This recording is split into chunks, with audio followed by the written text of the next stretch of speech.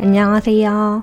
오늘은 시트립에서 베이징 양식 레스토랑 부문 전체 1위를 한 식당에 무료 시식하러 가고 있는데요. 결론부터 얘기하자면 여긴 대체 어떻게 1등을 한 거지? 라는 생각이 드는 곳이었어요. 베이징 음식은 맛이 없지만 양식은 꽤 수준이 높거든요. 해외 유명 프랜차이즈도 많이 들어와 있고 대사관이나 국제학교도 많고 이런 곳 근처에 가면 외국인이 직접 운영하는 식당도 많이 있고 대부분 평타는 치거든요.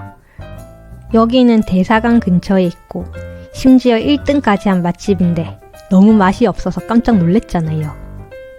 물론 저도 지금 중국에서 블로그를 하고는 있지만 솔직히 말씀드리면 인터넷에서 맛있다고 하는 거 신뢰도가 많이 높지는 않거든요. 이게 공짜로 밥을 먹다 보면 어쩔 수 없이 좋은 점을 더 부각시켜줘서 써야 되는 부분도 있고 진짜 어떤 음식점들 같은 경우에는 전문적으로 사람을 써서 일부러 인터넷 노출이 많이 되게 하는 곳들도 있거든요. 그래서 조금 더 신중하게 보시는 걸 추천드립니다. 제가 한국에서는 블로그를 안 해봐서 모르겠는데 물론 한국은 다를 수도 있지만 일단 중국은 그렇더라고요.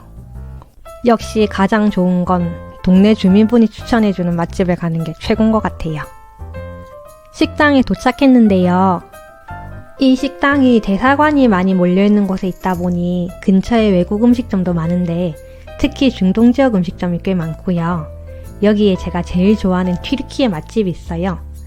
여기는 튀르키예 사장님이 직접 운영하시는 곳이고요.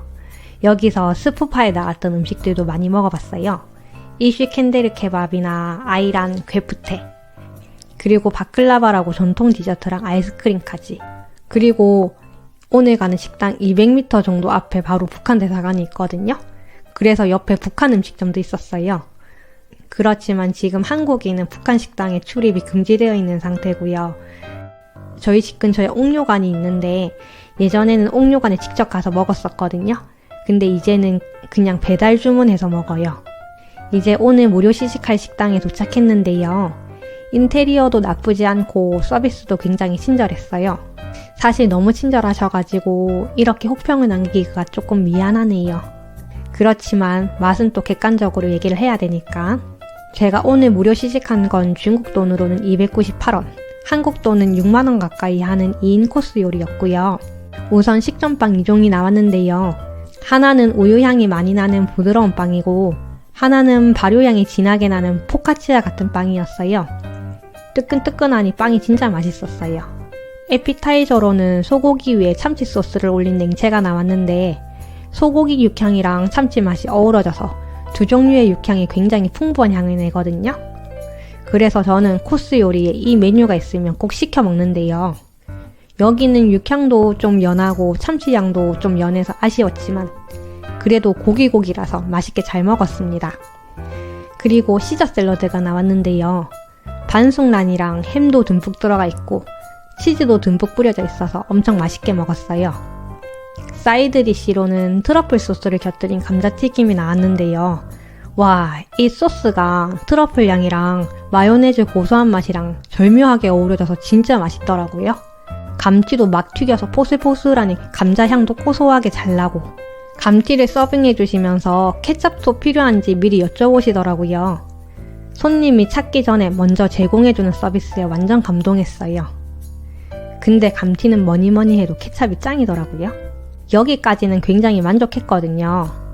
근데 메인 요리인 라자냐랑 트러플 파스타가 너무 별로였어요.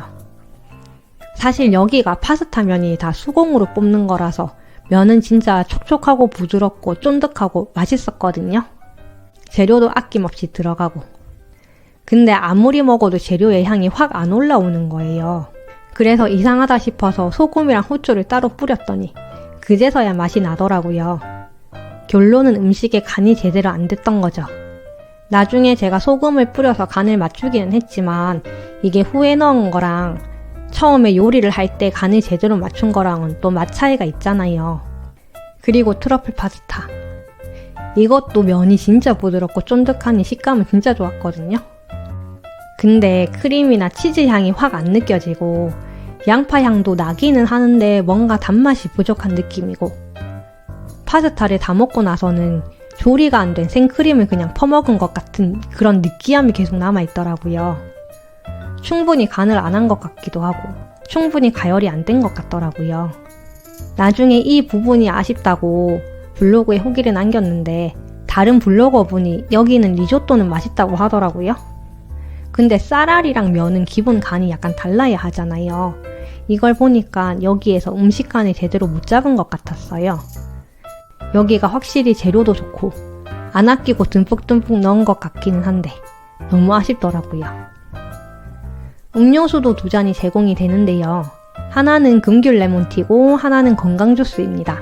음식 간이 잘 안 되어 있어서 느끼하고 좀 물리니까 음료수로 이걸 내려보려고 했는데 금귤 레몬티가 상큼한 맛이 적어서 느끼함을 싹 내려주지를 못하더라고요.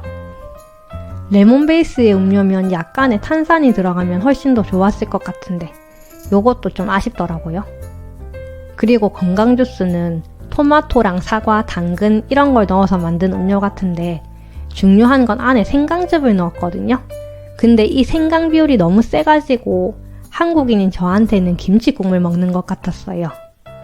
물론 김치국물 맛이니 느끼함은 싹 내려주는데 썩 그다지 좋은 조합은 아니더라고요. 사실 여기 처음에 쎄한 느낌이 드는 부분이 있었는데요. 화장실이 깨끗하기는 했는데 안에 변기 커버가 고장나서 덜그럭거리더라고요. 이때 눈치를 챘었어야 했는데 역시 이런 디테일에 신경을 못 쓰는 곳은 맛에서도 구멍이 생기나 봐요. 아, 오늘도 너무 좋은 재료를 망친 곳을 발견해서 속상함만 잔뜩 안고 갑니다. 다음번에는 꼭 맛있는 후기로 찾아뵐 수 있기를. 그럼 좋아요와 구독, 알림 설정도 한 번씩 부탁드려요. 시청해주셔서 감사합니다.